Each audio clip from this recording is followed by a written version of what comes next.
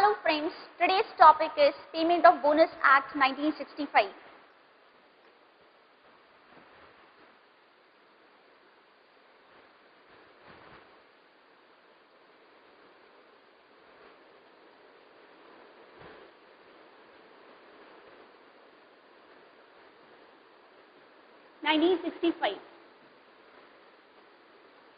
Have you ever heard this word bonus?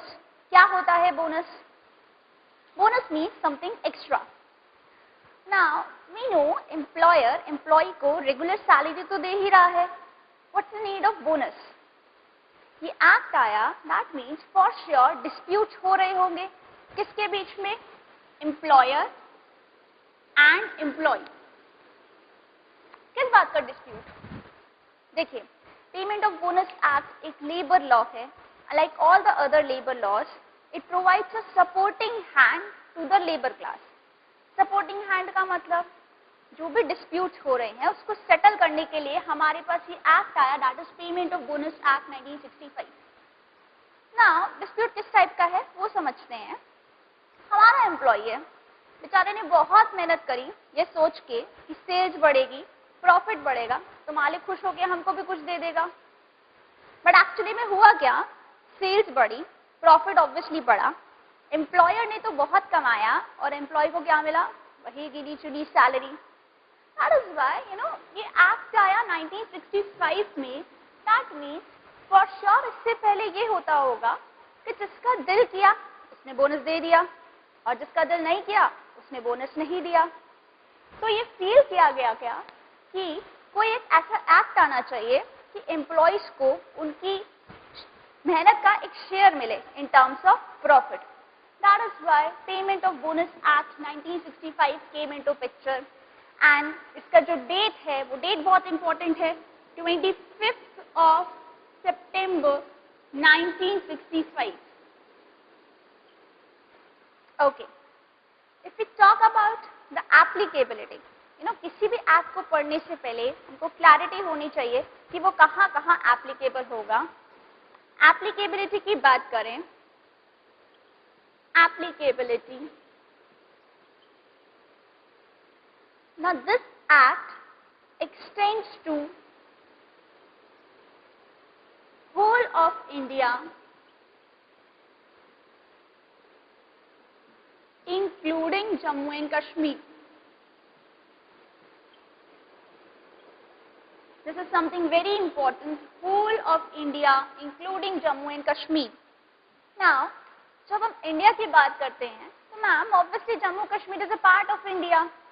Agree, but then ये point हमेशा हर labour law में बहुत स्पेशल होगा, that whether that particular act is applicable on Jammu and Kashmir or not, because हमारा article number 370 of the Constitution gives a special status to the state of Jammu and Kashmir. That means हमारी central government Jammu Kashmir की state government से पूछती है कि भैया आपके ऊपर ये एक्ट एप्लीकेबल करें या नहीं करें. अगर वो एग्री हो जाते हैं तो वो पर्टिकुलर एक्ट अप्लाई हो जाता है और एल्स वो एक्ट नहीं अप्लाई होगा. मैम ऐसा क्यों? कोई हमारी यूपी गवर्नमेंट को क्यों नहीं पूछता कि आपके ऊपर ये एक्ट अप्लाई करें या नहीं करें? For the simple reason, Jammu Kashmir we all know it's always been a state of dispute. Now, इसीलिए गवर्नमेंट ने उसको एक स्पेशल स्टेटस दिया और उसको बोला कि कोई भी एक्ट अगर अप्लाई करना है तो आपसे पूछेंगे एंड अगर आप यस बोलोगे तभी वो पर्टिकुलर एक्ट आपके ऊपर अप्लाई होगा. सेकेंड पॉइंट, अब देखते हैं ग्राउंड लेवल पे आके कि एग्जैक्टली ये एक्ट कहाँ अप्लाई होता है. ज्योग्राफिकल एप्लीकेबिलिटी की हम बात कर चुके हैं. Okay, this act is applicable on every factory. Every factory. अब फैक्ट्री क्या होता है? जहां पे कोई manufacturing process going on. Now exact meaning factory का फैक्ट्रीज एक्ट में देखेंगे. एज ऑफ नाउ हमारे लिए simple, this act is applicable on every factory. Okay, अब मान लीजिए हमारी कोई फैक्ट्री नहीं है, कोई शॉप है, कोई एस्टेब्लिशमेंट है, सर्विस प्रोवाइडर है, तो whether this particular act will be applicable or not, उसके लिए गवर्नमेंट बोलती है that every establishment,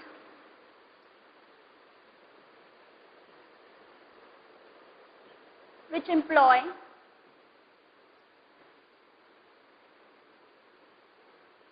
20 or more persons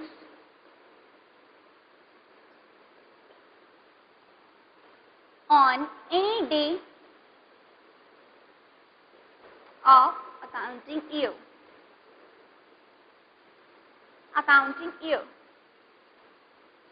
accounting year क्या है ये हम डिस्कस करेंगे थोड़ी देर में, but as of now every establishment which employ 20 और more persons on any day, mind it, जो नंबर है वो कितना होना चाहिए, 20.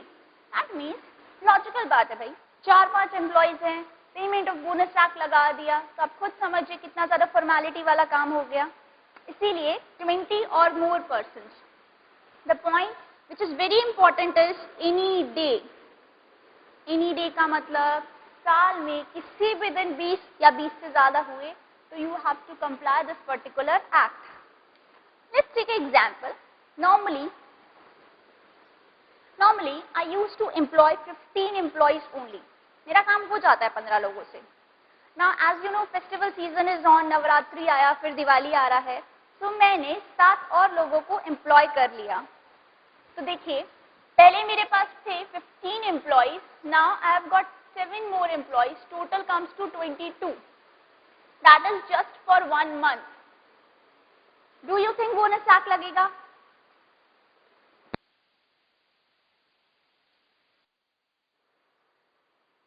Now the number of employees कितने हो गए हमारे पास, 22. That is only for 1 month.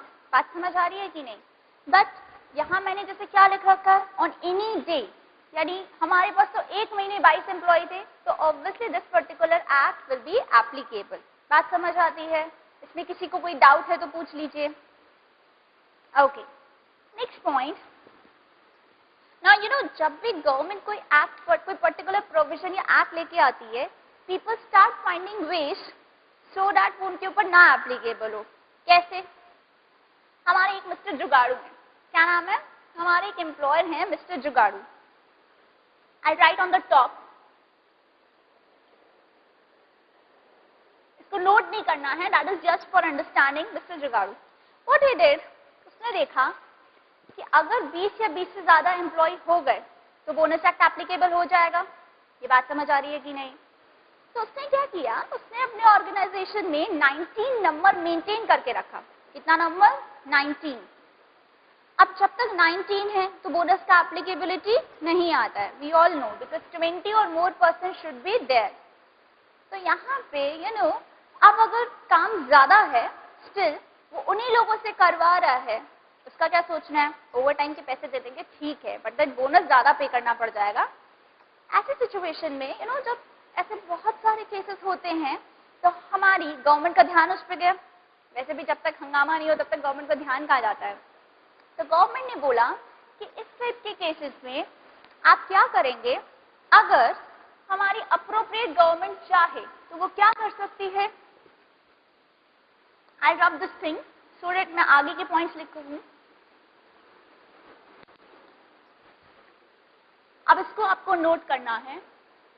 Establishment where number of employees are less than 20. बहुत ध्यान से बात समझिएगा. अगर आपका 20 होता है तो डायरेक्ट एप्लीकेबिलिटी आ जाएगा. तो हमारा नंबर ऑफ एम्प्लॉइज अगर लेस देन 20 जा रहा है तो फिर क्या होगा, appropriate government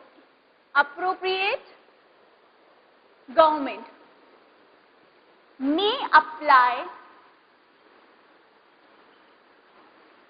provisions of this act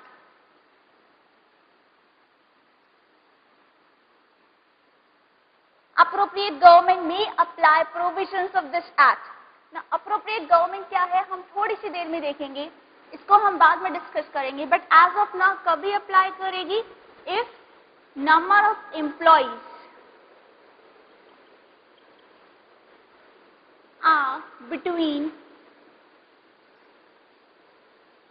10 to 19. 10 तो कम से कम होने ही चाहिए, बिकॉज अगर 10 से कम होते हैं दैट मीन्स जरूरत नहीं है बोनस की, बहुत ज़्यादा फॉर्मेलिटी हो जाएगी. So number of employ should be between 10 to 19. Okay. अब गवर्नमेंट कैसे इन्फॉर्म करेगी बताइए जरा. Do you think appropriate government employer को व्हाट्सएप करेगी? नहीं ना, WhatsApp is not a correct media. तो जब भी गवर्नमेंट को कोई भी इंफॉर्मेशन देनी होती है तो वो कैसे चाहती है? गवर्नमेंट अपना एक पब्लिकेशन देती है. किसमें? Official gazette. Official gadget basically government का एक पब्लिकेशन है जहां पे जो भी गवर्नमेंट की इंफॉर्मेशन होगी वो पब्लिश होती है. Like you must be aware, beginning of the year में हमारे पास एक गैजेटेड हॉलीडेज आती हैं. तो गवर्नमेंट किसमें पब्लिश करेगी? Bye giving a notification in official gazette.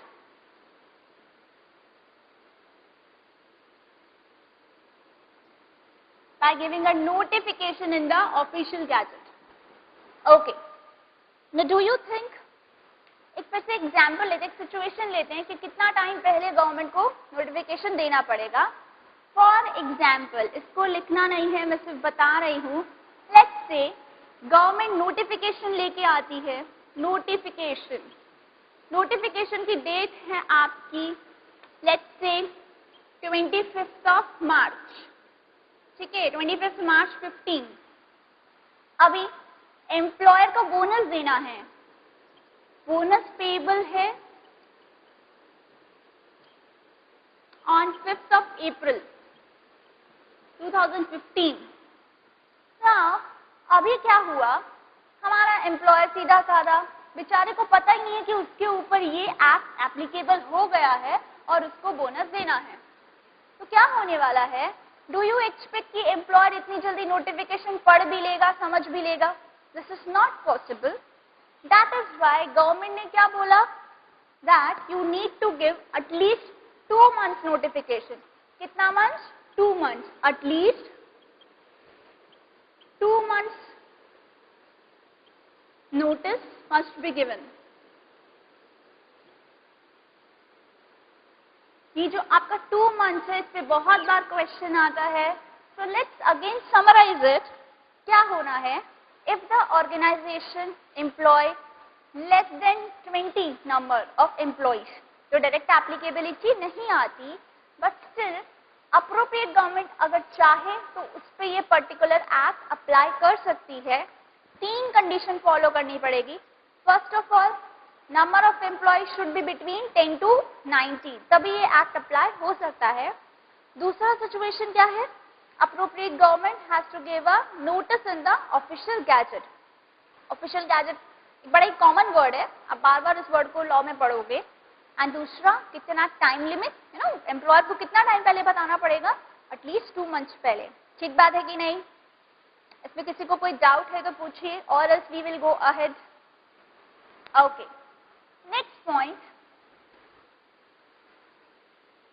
I hope आपने ये सब लिख लिया होगा. Will continue. And the last point is, as you can see in the note, it applies to certain public sector establishment. It applies to certain public sector establishments. मैंने लिखा है certain, not all. तो उससे लिए पहले ये समझते हैं कि पब्लिक सेक्टर एस्टेब्लिशमेंट्स होते क्या हैं, एंड देन विल सी कि कौन से पब्लिक सेक्टर एस्टेब्लिशमेंट पे ये पर्टिकुलर एक्ट अप्लाई होता है. पब्लिक सेक्टर से हम क्या समझते हैं? What do you think?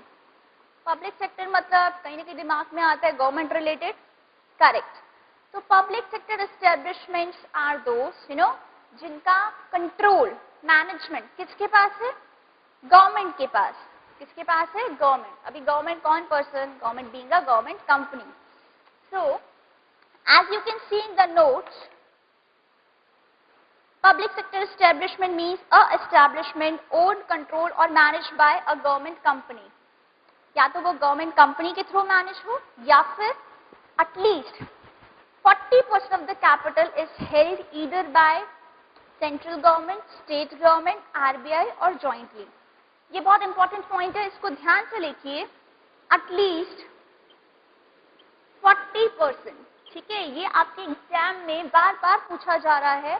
तो at least 40% capital should be held by, मेरे पास 3 नाम है, central government, state government, RBI, और any corporation held by central government, state government, RBI. यानी या तो ये गवर्नमेंट खुद होल्ड करे, एटलीस्ट 40% कौन हेल्ड करे, सेंट्रल गवर्नमेंट, स्टेट गवर्नमेंट और आरबीआई, और any corporation held by central government, state government, RBI। ठीक बात है कि नहीं? तो हमारे पास पब्लिक सेक्टर में बेसिकली 2 एस्टेब्लिशमेंट आ गए। कौन से 2? First, either it is owned, controlled or managed by a government company, or at least 40% capital is held by central government, state government or RBI। Now, let's understand the point is, logic क्या है public sector पे लगाने का? See, basic rule ये बोलता है that this particular act will not be applicable on public sector establishments। क्यों? ज्ञान देना बहुत आसान होता है, फॉलो करना मुश्किल होता है। तो गवर्नमेंट बोलती है कि हमारे ऊपर ये एक्ट मत लगाइए, ओके। बट पब्लिक सेक्टर पे क्यों लगना है, उसका एक लॉजिक और हम छोटा सा एग्जाम्पल समझते हैं with the help of example. आजकल इंटरनेट कौन कौन यूज करता है? मैडम कैसी बातें कर रही हैं, सबके घर में ब्रॉडबैंड लगा हुआ है कि नहीं? तो मेरे पास एक सिचुएशन में डिस्क्राइब कर रही हूं। आप देखिए, MTNL नाम सुना है सबने, फॉर श्योर, और एयरटेल ना। MTNL we all know government है, गवर्नमेंट कंपनी, और ये प्राइवेट सेक्टर में है। अब हमने बोला एयरटेल वालों को क्या करना पड़ रहा है, बोनस देना पड़ रहा है। वाई? एयरटेल वालों को बोनस देना पड़ रहा है। Why so? Because payment of bonus act उन पे लग रहा है, इससे ज्यादा लोग डेफिनेटली होंगे। बट MTNL वाले लोगों को क्या हो रहा है, एडवांटेज मिल रहा है, फॉर द सिंपल रीजन कि वो belongs to a public sector establishment. अब जब इनको बोनस नहीं देना पड़ेगा तो ऑब्वियसली इनके प्लान्स रिलेटिवली चीपर होंगे as compared to Airtel. Extra advantage मिल रहा है कि नहीं? एक्स्ट्रा एडवांटेज मिल रहा है। क्यों मिल रहा है? बिकॉज इनको बोनस नहीं देना पड़ रहा है। और हमारी गवर्नमेंट ने सोचा, गवर्नमेंट सोचती तो बहुत है कि अगर हम ये पर्टिकुलर प्रोविजन लेके आ गए तो people will call us partial. Partial क्यों? बिकॉज प्राइवेट सेक्टर को ज्यादा पे करना पड़ रहा है। दैट इज वाई गवर्नमेंट बोलती है, simple crux, government says that अगर कोई public sector establishment in competition to private sector service provide कर रहा है या कोई गुड सेल कर रहा है तो उस पर बोनस एक्ट अप्लाई हो जाएगा। तो हमारा क्रक्स ये है, पब्लिक सेक्टर एस्टेब्लिशमेंट सर्टेन का मतलब क्या हुआ? इफ इट रेंडर्स और sell any goods in competition with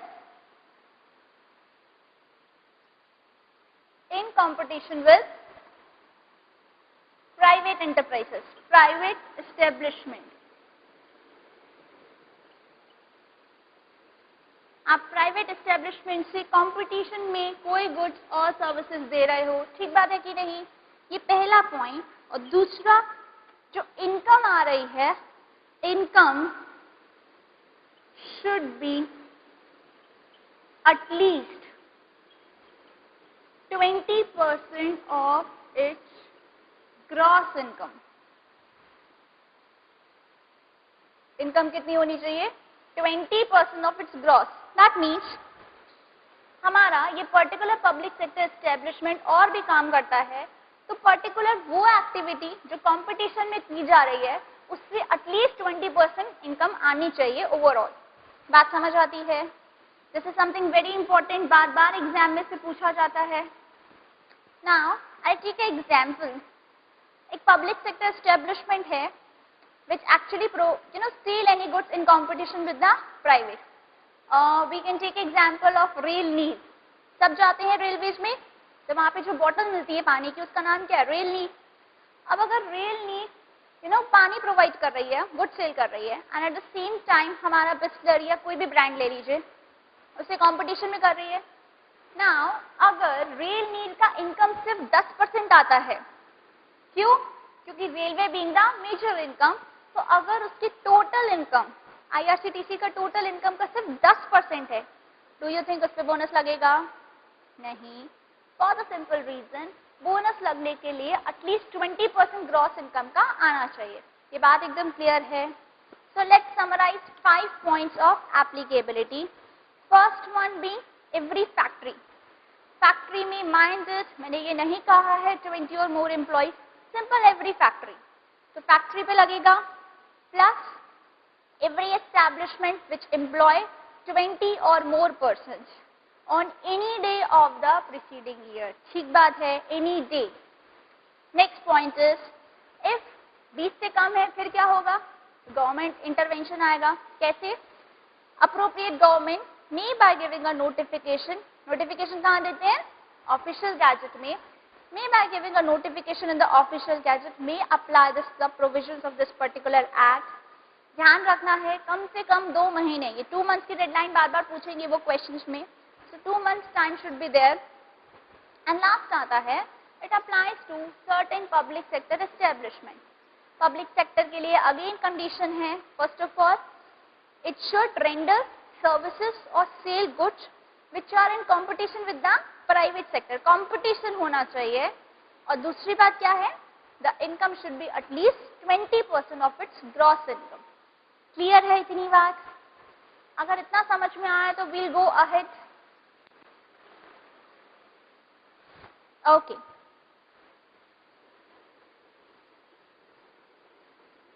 Now we'll start with a new topic।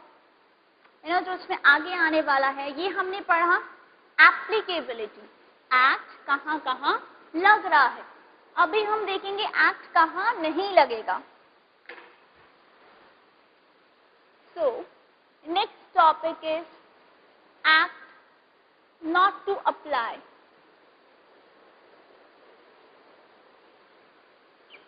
कहाँ कहाँ नहीं लग रहा है। पेमेंट ऑफ बोनस टैक्स एक लंबी लिस्ट दी हुई है, वहां पे आपका पेमेंट ऑफ बोनस टैक्स नहीं अप्लाई होगा। It means those employers need not to pay bonus to their employees. ये बात क्लियर है? सो लिस्ट बहुत लंबी दी हुई है, विल समराइज और एक थोड़ा सिस्टमैटिक वे में पढ़ेंगे सो दैट इससे याद हो जाए। फर्स्ट ऑफ ऑल इसका सेक्शन है section number 32। Okay, now first point याद रखने का तरीका सीखेंगे। सबसे पहले बोनस टैक्स किसके ऊपर नहीं एप्लीकेबल होता? ऑन द सीमेन। सीमेन, सीमेन क्या होता है? बेसिकली सीमेन होता है नाविक, if you call in Hindi, और actually it is the lowest rank in the Indian navy. हमारे जो इंडियन नेवी है उसमें जो सबसे लोएस्ट रैंक वाले ऑफिसर्स है दैट इज द सीमेन। उस पर ये पर्टिकुलर एक्ट नहीं अप्लाई होता है। नेक्स्ट अगेन सी से रिलेटेड ही है, 3 पॉइंट्स है मेरे पास सी से रिलेटेड। अगला पॉइंट आता है employees employed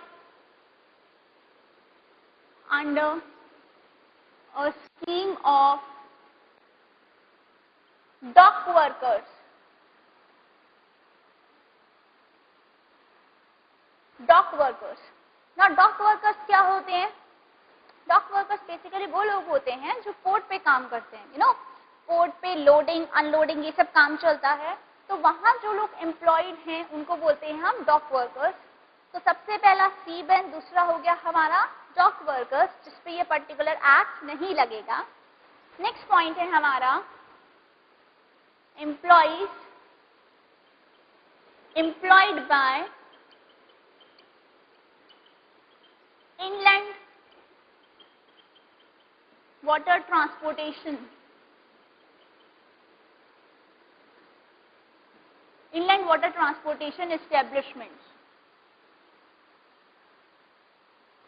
inland water transportation establishment that means those जो international water में transportation में डील करते हैं, जो उनके एम्प्लॉयज है उनके ऊपर भी बोनस एक्ट नहीं लगेगा। तो मेरे पास ये 3 पॉइंट है ऑल रिलेटेड टू सी। ये बात क्लियर है? Now you can see in the notes as well, जो हमारा दूसरा वाला पॉइंट है that is the cement. उसके बाद हमारा नेक्स्ट पॉइंट आता है पॉइंट नंबर 3. सो हमारा नोट्स का चेक कर लीजिए उसको. Second number point, third number point and the last one. Turn to the next page. हमारा जो 8th वाला पॉइंट है that is inland water transportation. ये तीनों बेसिकली एक कैटेगरी के हैं. इतना समझ आता है? इसमें कोई डाउट है? ओके, ये फर्स्ट कैटेगरी हुआ related to sea. Next category हमारा आता है, ऐसा कोई कैटेगरी लॉ में बना के नहीं दिया है, इट इज जस्ट हमको याद रखने के लिए एक थोड़ा सिस्टमेटिक वे में हमने खुद बना लिया. नेक्स्ट कैटेगरी आता है हमारा रिलेटेड टू मनी. मनी से related means employees of LIC. LIC समझते हैं, लाइफ इंश्योरेंस कॉर्पोरेशन. अब मनी से क्या रिलेशन है? वी यूज टू पे प्रीमियम. हम मनी देते हैं in the form of premium. ये हमको इंश्योरेंस प्रोवाइड करते हैं. तो यहाँ भी आपका बोनस एक्ट नहीं लगेगा.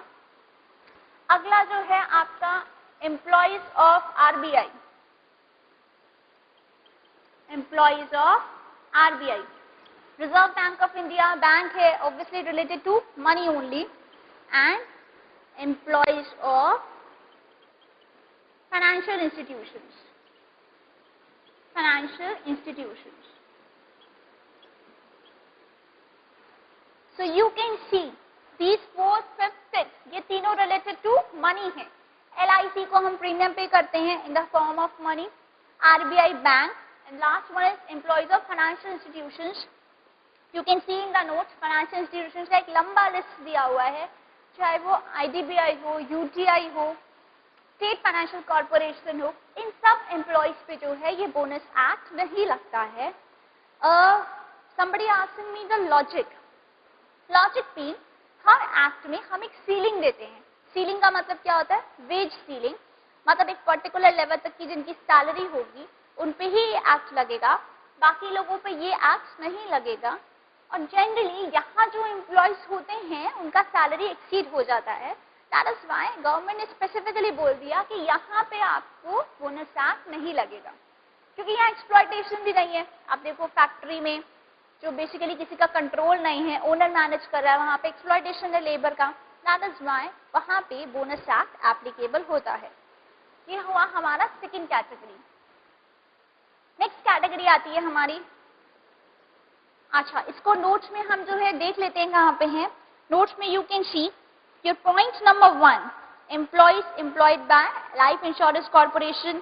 next आता है आपका point number 6. next पेज पे देखिए लिखा हुआ है employees employed by RBI. and point number 7 जो है आपका employees employed by, लंबी लिस्ट दी हुई है, deposit insurance corporation, UTI etc. ये सारे आपके एक हेड में आ गए. ठीक बात है कि नहीं? इतना समझ आ रहा है? अभी तक हमने 2 कैटेगरीज करी हैं, related to sea and related to money. Side में इसको लिख लीजिए, related to money. Okay, next category हमारा जो आता है दैट इज, अभी हमने ऊपर क्या पढ़ा था? This act will not be applicable on public sector establishment. मतलब कहीं ना कहीं गवर्नमेंट से रिलेटेड. तो यहाँ पे वो पॉइंट फिर से आ रहा है कि जो भी गवर्नमेंट के डिपार्टमेंट्स होंगे वहां पे ये एक्ट नहीं लगेगा. तो मैं स्पेसिफिकली लिख रही हूं, यहाँ पे आप लिखिए government. That means organisations under the authority of government. Now not writing government कौन सी वाली, क्योंकि वो सेंट्रल भी होगी, स्टेट भी होगी और लोकल बॉडी भी होगी. लोकल बॉडी समझते हैं क्या होता है? लोकल बॉडी लाइक योर जो आपको वाटर सप्लाई करते हैं, म्युनिसिपल कॉर्पोरेशन, ये सब आपके लोकल बॉडी में आते हैं. ओके, तो जो भी आपका गवर्नमेंट की अथॉरिटी में काम करेगा या गवर्नमेंट के डिपार्टमेंट में अथॉरिटी में काम करेगा, दैट ऑर्गेनाइजेशन पे बोनस एक्ट नहीं लगेगा. एक और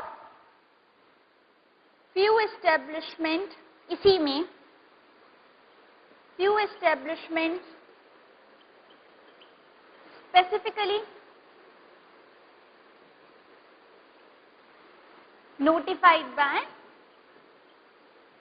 गवर्नमेंट, जो गवर्नमेंट ने स्पेसिफिकली नोटिफाई करे हैं. For example NABARD, this you can refer in your point number, notes में आप अपना पॉइंट देखिए. First of all point number 4, ये रिलेट कर रहा है. पॉइंट नंबर 4 बोलता है employees employed by establishment engaged in any industry under the authority of Department of Central Government, State Government or Local Authority. And एक और point आता है पीछे, यू कैन सी नोट्स में आपका पॉइंट नंबर जो 7 है उसका जो जी वाला पॉइंट है, एनी फाइनेंशियल इंस्टीट्यूशन जिसको सेंट्रल गवर्नमेंट ने स्पेसिफिकली नोटिफाई किया है कि आपके ऊपर भैया बोनस एक्ट नहीं लगेगा, जाओ माफ किया. तो ये तो हमारे पास हो गए गवर्नमेंट से रिलेटेड ऑर्गेनाइजेशंस. हमारा लास्ट कैटेगरी आता है, लास्ट कैटेगरी को हम टॉप पे लिखते हैं.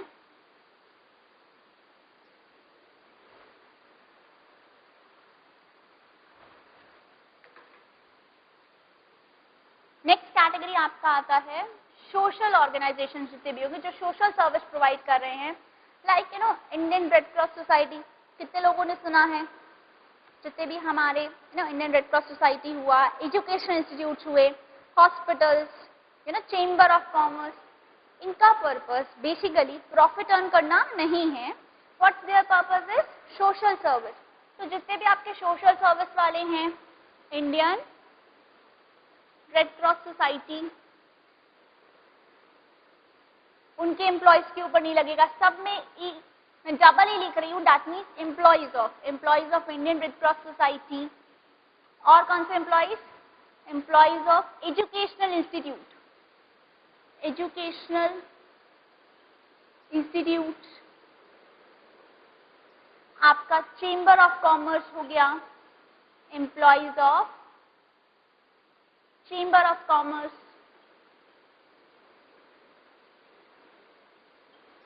Their very purpose is social welfare. Social welfare. With this ये हमारा कंप्लीट होता है एक्ट नॉट टू अप्लाई. तो हमने कितनी लिस्ट पढ़ी?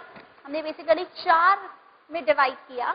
फर्स्ट रिलेटेड टू सी, इसमें आता है हमारा सीमेन, डॉक वर्कर्स और इनलैंड वाटर ट्रांसपोर्टेशन. नोट्स में आपका हाईलाइट भी किया हुआ है ये सारे वर्ड्स. नेक्स्ट आता है हमारा बेसिकली मनी से रिलेटेड. उसमें एम्प्लॉयज आते हैं LIC के, RBI के और फाइनेंशियल इंस्टीट्यूशंस. बहुत लंबी लिस्ट है फाइनेंशियल इंस्टीट्यूशंस की. वन मोर थिंग, एक फ्रिक्वेंटली क्वेश्चन आता है, you don't need to remember the names of financial institutions. Name से मतलब नहीं है, इट्स जस्ट आपको आइडिया होना चाहिए कि हाँ ये फाइनेंशियल इंस्टीट्यूशन है, और अगर वो फाइनेंशियल इंस्टीट्यूशन है तो उस पर बोनस एक्ट नहीं लगेगा. नेक्स्ट कैटेगरी हमारा government organisation. In the last one, social welfare. Frequently question आता है, आपको एक ऑर्गेनाइजेशन का नाम लिखा होगा और पूछेंगे whether bonus act will be applicable on this organization or not. So you need to basically recall all the points given in the list. With this ये सेशन कंप्लीट होता है हमारा. अब तक हमने सीखा एप्लीकेबिलिटी और एक्ट कहाँ नहीं लगेगा.